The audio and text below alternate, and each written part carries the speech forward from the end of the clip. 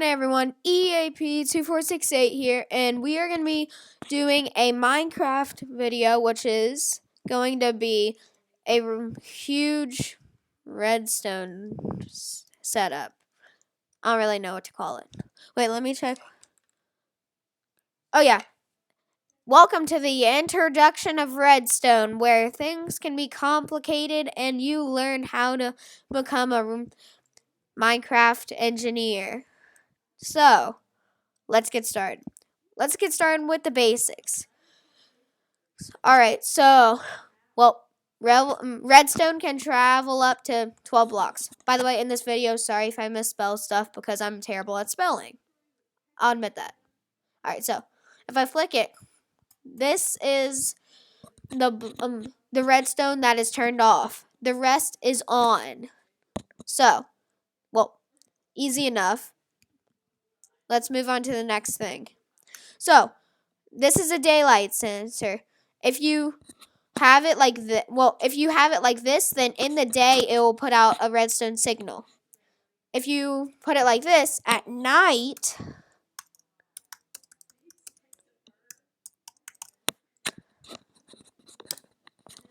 then it puts on a redstone signal with it like this. So,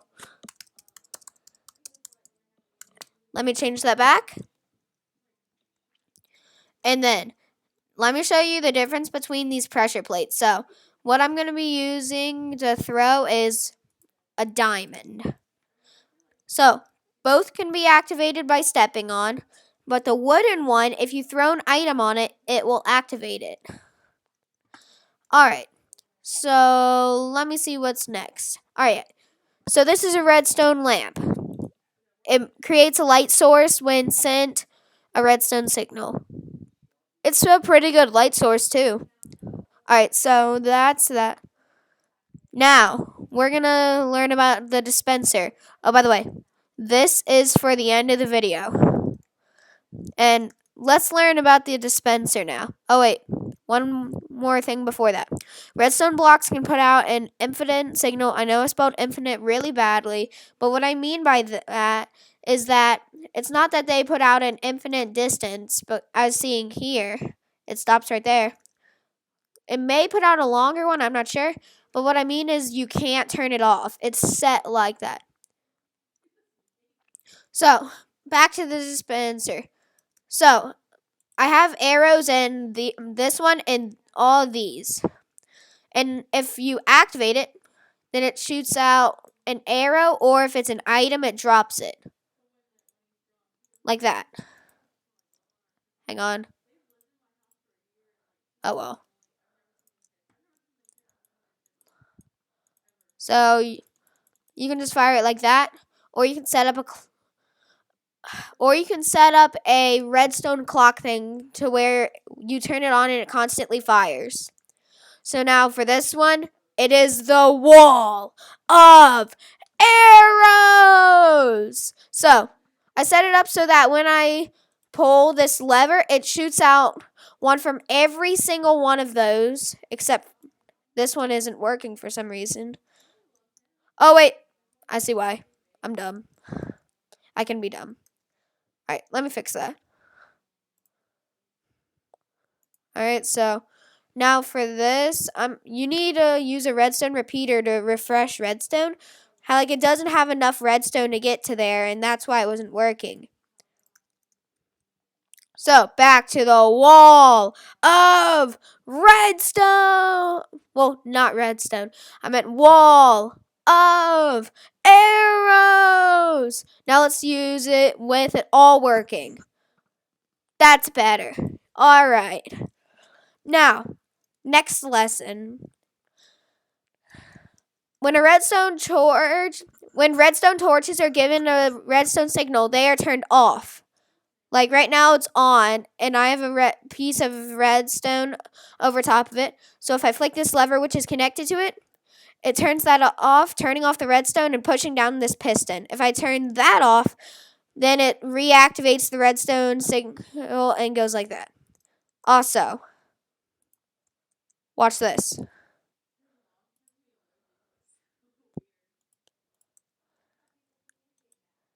Hold on.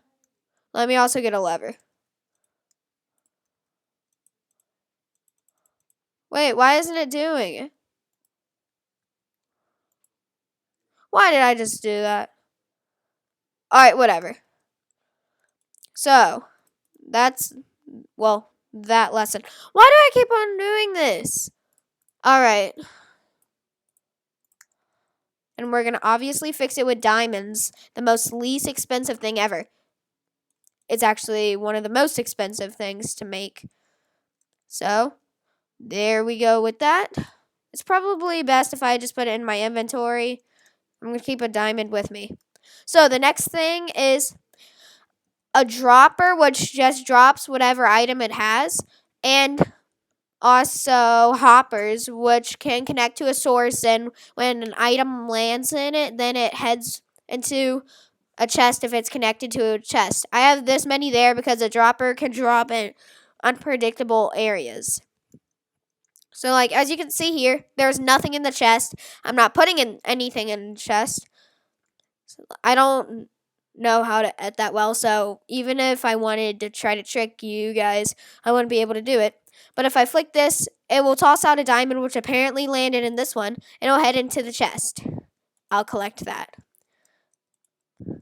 And then this is an example of a monster thing. It doesn't work very well because I didn't put too much work on it, but if I flick this, it'll spawn a zombie. I'll turn that off so that I can get it trapped like that without spawning another zombie. But basically, it'll make the zombie suffocate, and hopefully, it'll send its rotten flesh to the side, being catched by a hopper, which will hopefully put it into a chest. Just die already, zombie. Alright, it died. So, I'm going to go like that, and I'm going to check the chest now. This one I have to go underground for. It's not in there. This may have not worked because it hasn't been working for a while, but oh well. Oh, that might have been it. Oh well. Like I said, it's a work in progress. I didn't spend that much time on it, but yeah. Alright, so the next thing is these music blocks.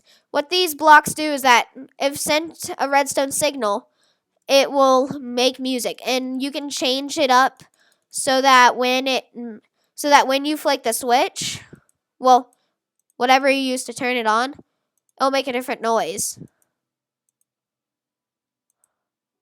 Like that. Alright. So next is an introduction to pistons. When you flick this, it'll push a block, but then when you flick it back, you'll see, oh no, it didn't bring the block back. Well, that's a normal piston.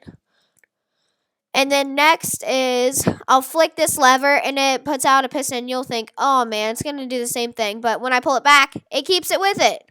And somehow it kept that rail there. Oh well. But it does that. And then this is pistons can actually push up to 12 blocks. This is 12 blocks here. And let me just get a trusty diamond block. And then I'll flick this. It'll push the whole row. Then when I go like this is normal piston to make it easier. But then I'll put another block there. And then when I flick it, it won't work because it's too many blocks. That's how many blocks a piston can push. Alright. Just a fun little thing. An iron door trap. That doesn't work very good because I couldn't get the original design to work that well. Easy to escape from. Alright, so you can't open up an iron door normally, as you see I'm trying to do here. But then if I flick this switch, it'll open up that because it's right next to it. But I can walk in and this is not a house or anything really. Or really anything. Like I said, I spell bad. I know that's spelled wrong, but still. Alright. And then here's a wooden door. A normal door can also be activated by redstone if you didn't know already. But as you can see with a normal door, unless you're new to Minecraft, you'll already know this, but, well, that's easy to do. Did I show you the difference between the pressure plates? No, I did that. Alright, so both of them can be activated by stepping on, but the wooden one, if you throw an item onto it, then it activates. Let me just throw one to give you a better example. See? I'll take my diamonds back. Alright, and now we're going to move to the minecart stuff. So, powered rails are powered by redstone, and what they do is you can move a minecart around with it, as I have this one going. But you don't have to use a minecart. Like for a powered minecart, you can use coal by spamming coal on it, which can get annoying to get it to move by itself. And yes, you have to spam coal. You can't just put it in, sadly. Alright, so there's also a hopper minecart, but I couldn't figure out how it works. Like almost basically all of this, I didn't have to figure out how it works. It's just this one thing that I couldn't find out how to get it to work. So sorry, I can't show you that. I tried my best. Now what this is it's a chest minecart. As you can see, I have a diamond sword in here. Get out of there, Cole. I have a diamond sword in here, and I'm going to be pushing it. And then let's just wait here, because this is a good way to transport stuff from one another, or to transport something to somewhere. It's really nice. So this may take a while. So da da da da da da da. I'll show you the route that it's taking when it comes back. So let me get not a minecart with a hopper. I want a normal minecart. And there it is.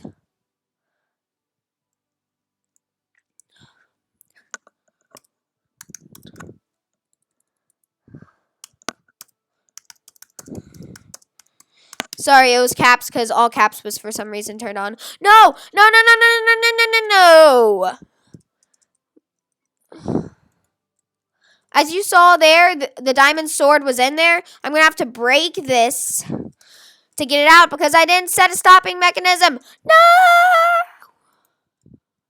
Good. Well, there it is. No, I broke a rail. I broke a rail. All right, so let me fix that real quick. I was not expecting that. All right, so now it's time for me to show you the track that it uses. So the track that it used was, so you go here, and then what you do from here is, well, you go this way. It's basically going around the whole thing, including a ravine that I found at spawn before I built all this. So this is, why did I say soap? Well, anyways, so this is the route. This is the ravine that I found that I put it on. And it basically goes around the whole thing. I couldn't go the direction that I wanted it to, but luckily I was able to build this bridge. It's because of the surprise that's over there, which you may have gotten a glimpse at it if you looked. See, look over there. Where I have my cursor. That's the surprise. And, well, that's it. No! Alright.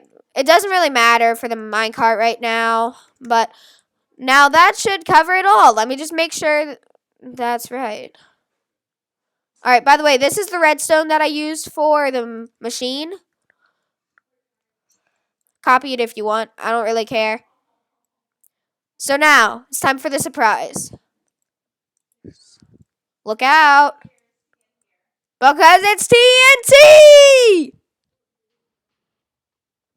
Alright. Hope you enjoyed this and hope you learned some things. Like and subscribe for Minecraft videos or whatever other game you want to play. Alright.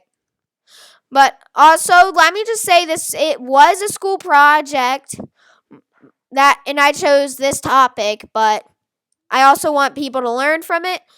Like and subscribe, and this is EAP2468 signing out. Bye.